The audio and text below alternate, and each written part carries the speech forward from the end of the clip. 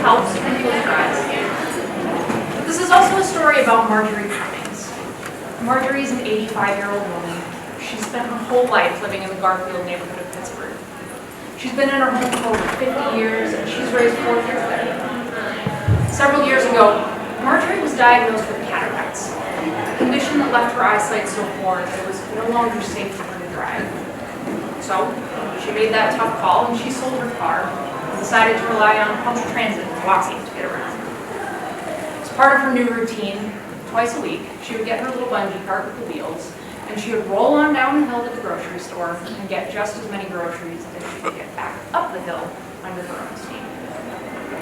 I met her one afternoon as I was driving home, and I offered her a ride. As she was buckling herself in, chatting as if we were already old friends, she said something so strange and so powerful that it changed my life. She told me how disappointed she was in the sidewalks in our neighborhood. Disappointed was the word that she used. She talked about how afraid she was of tripping and falling on the cracked and uneven pavement. So afraid, in fact, that often she walked in the street just to avoid that, and how in most places there aren't even sidewalks at all, and she doesn't have that choice. Now, 6 months ago, Marjorie was walking home when an SUV came speeding up the hill. Kids were hanging out the window, music was blasting, the car was swerving all over the place, and it was coming straight for her. She was so startled, and in an effort to get out of the way, she lost her balance, and she fell.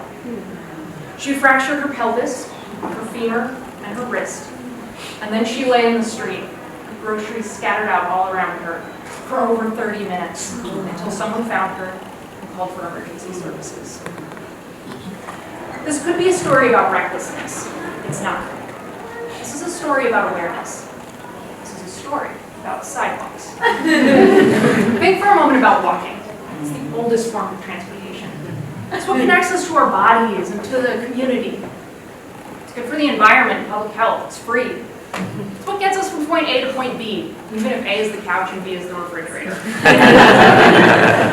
For those of us who are able-bodied, it is so pervasive that we do it without even thinking. But in doing so, we've let the quietness of sidewalks melt into the background, taking note only when we are so inconvenienced. And then, as quickly as that thought arises, it disappears, and we forget. For some, though, forgetting isn't an option. For some, the height of a curb or a crack in the sidewalk can mean that they no longer have access to some part of their life. For some, that invisible infrastructure that is always surrounding us screams out so loudly that it would send a chill down your spine and mine if we were listening. So what am I asking? It's not much. It's really simple, but it is everything. All I want you to do when you leave here today, when you get in a car or an Uber, you hop on the bus or a bicycle, skateboard, you get into a cannon and you shoot yourself off, or wherever it is that you're going, all I want you to do is one thing. I want you to notice. I'm going to say it again because it's that important. I want you to notice. Notice the sidewalks. Notice the people on them.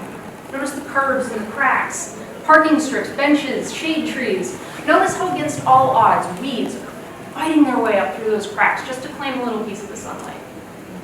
Notice. That's it. Because when we stop for a second to look directly at these invisible things, we give them power. We give them a voice. When we pause to think about how our privilege might not extend to everybody else, we have a chance at gaining compassion. In that way, noticing is one of the most powerful acts of social justice, of resistance, of revolution. Because if we can stop and see how something as mundane as a crack in the sidewalk is creating invisible rules about who gets to feel included and who is excluded, we can start to bend the rules. Better yet, we can change the game. Make no mistake, looking at the invisible is going to transform you.